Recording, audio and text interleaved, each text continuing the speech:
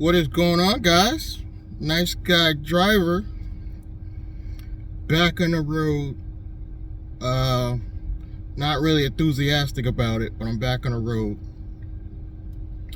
I want to talk to you guys about a couple of things pertaining to the gig apps. Like, I haven't tried Spark yet. I did order the card so I could get paid to do it, but I did notice that right now in Connecticut, I don't know about other markets, but Lyft is doing a little bit more on bonuses than Uber. I did notice that, and it depends where you are in Connecticut, whether or not you're gonna get more of a demand on the Uber side or the Lyft side. Where I am, I'm closer to the Hartford, Connecticut area. I think you get way more Lyft offers. Even though I haven't done Lyft in 2 years, I've asked other drivers, and they've said the same thing. They've said they've consistently got more offers for rides for the Lyft side. So right now I'm only signed up for Uber. And what I'm going to do is go back and sign up for Lyft. I haven't been signed up for Lyft for like 2 years.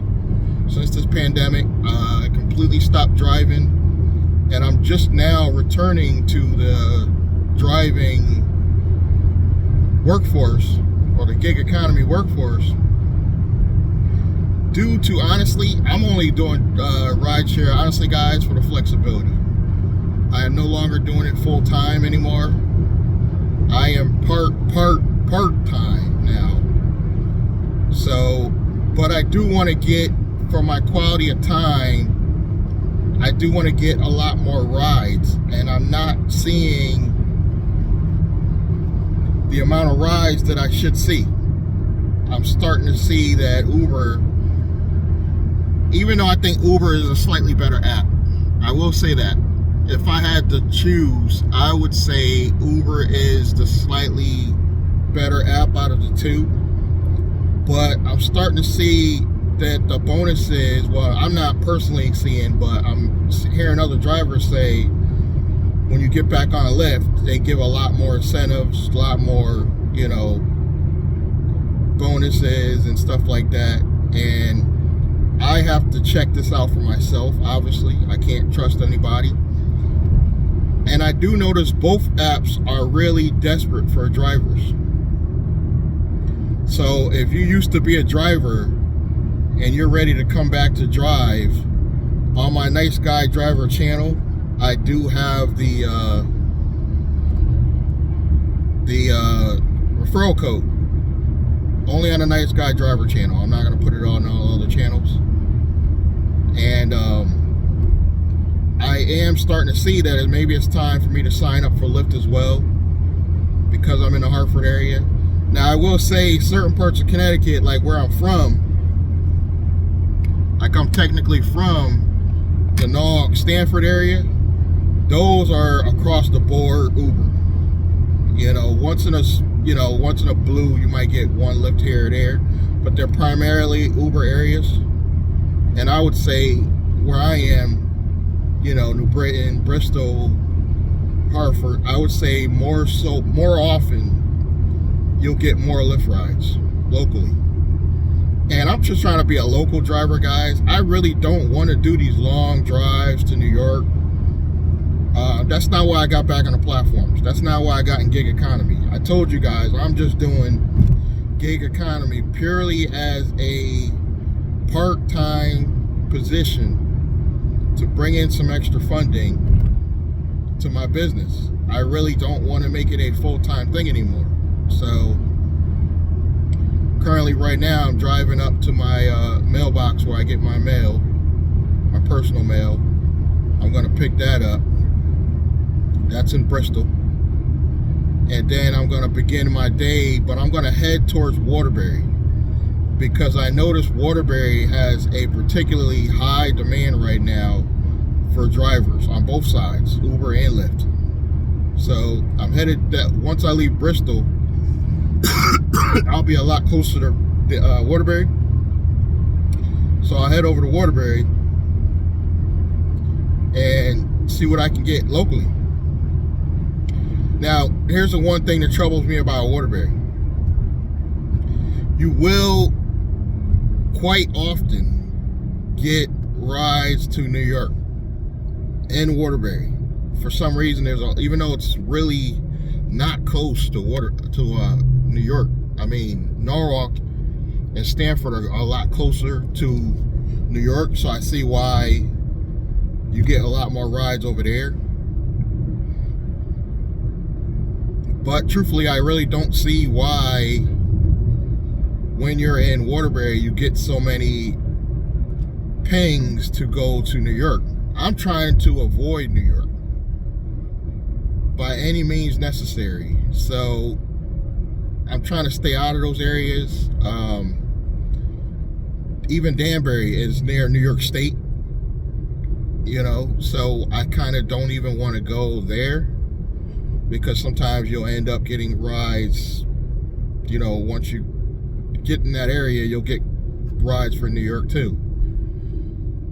So I'm really trying to dodge these New York trips. They don't pay like they used to pay, especially on Uber. Like I said, Uber, a lot less bonuses. I'm gonna try out the Lyft. I just don't like the Lyft app because it hides so much information. Like, they will just bring you like crazy routes to pick up these rides, and it's like Lyft is so desperate. It's like they just try things out. They give you the rides they know nobody wants, and they just keep giving them to you and giving them to you. And it's Uber, I think, is a little bit better, where if you deny a particular ride, they'll stop sending it to you, even though you're the only one in that area. But Lyft will just keep sending it to you. It's ridiculous. And again, I just don't want to do New York trips. I just don't think they pay like they used to pay, and I don't want to pay any tolls. And I know, you know, you experienced drivers, they go to New York all the time. You know how to get around these tolls and all that stuff. I don't, and I don't want to learn. I want to stay in Connecticut, primarily in the greater Hartford area. You know, I don't want to go any further than, say, Bradley Airport. You know, I am not trying to do these long rides across Connecticut. And truthfully, I really just want to stay within, you know, no further than a half an hour distance from where I live, so I could get back in a timely manner. I don't want to drive an hour to go home at night. You know, I don't want to waste the gas. I just don't, people. Thank God this new Ford Fiesta I got is spectacular on gas. But I'm still trying my best to avoid any unnecessary, you know, wear and tear on the car. So with that being said, I'm making a really conscious effort to avoid these long trips. I really, honestly, guys, my dream part-time vision of Uber and Lyft is to get 10 rides a day max, on average, you know, $9 to $10 each ride. Is that realistic? Possibly, yes. I would say it's somewhat realistic, but is it going to happen? Not likely. But that's my ideal day. It's like 10 rides, 10 short rides that average about $10 a trip. Go home, and I'm happy, guys. I'm absolutely happy if that's the kind of day that I can have, where I'm only doing about 10 rides a day, even if I got to break them up, you know, 5 Lyft, 5 Uber. And I think I could get that in the Waterbury area, but unfortunately I have to drive a half an hour away. I'm about a half an hour distance from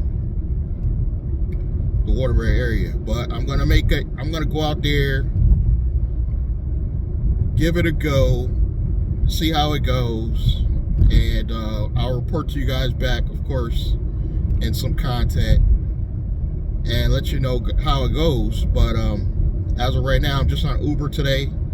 Today is a Tuesday, so it's not going to be a particularly busy day. So I'm probably just going to do, like I said, 5 to 10 rides max. See how much I make.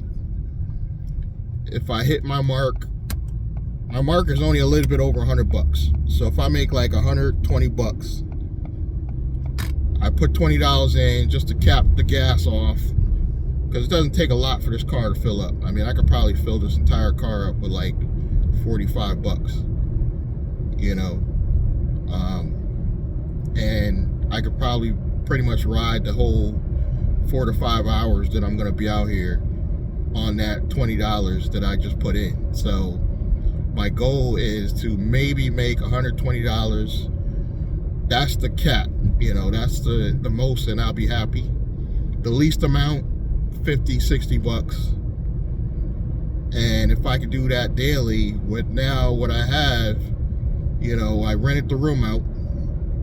I pulled that off. I actually had somebody inquire today about renting the car, and I was actually pleasantly surprised. And it was the same offer, it was the same ad that I put for the apartment. I had included the car, but nobody wanted to bite on the car. And now I have one person inquiring about renting the car. So I'm gonna try to get back to them, or they get back to me later, see where their head's at, and if they're willing to pay me and I can get all their information, make sure they're not going to do something crazy like sell the car or anything like that, I will be in business, guys. So that's where I'm at. Stay tuned. Keep supporting the journey. Obviously, I told you guys my ultimate goal is not to do Uber and Lyft driving full time, but it is a good way. I would say it's a better part-time job than a full-time job. I mean, it is simply just too much wear and tear to do this full-time, So I'm just going to continue on doing maybe my 4 to 5 hours to bring in a few extra dollars. I got the room rented. I got the babysitting thing part-time, and I think I need to get one more thing going. Obviously, I'm doing my online stuff, but that's, predictable. Like, you're not gonna know, or unpredictable. It's not a steady stream of income. Once I get my online stuff to be a steady source of income, where I know every month I'm making this amount, I might make only like $800 this month, next month $1,000, next month $500, so it's like really sporadic. Once I get my online stuff to where I need it to be, I could pretty much chill, and I could probably give up Uber part-time at that point. So we'll see what happens. So again, you guys stay tuned. Subscribe, like, comment. If you want to support, the links below the video. Hit the bell icon, and I'm going to catch you guys in the next one. Thank you.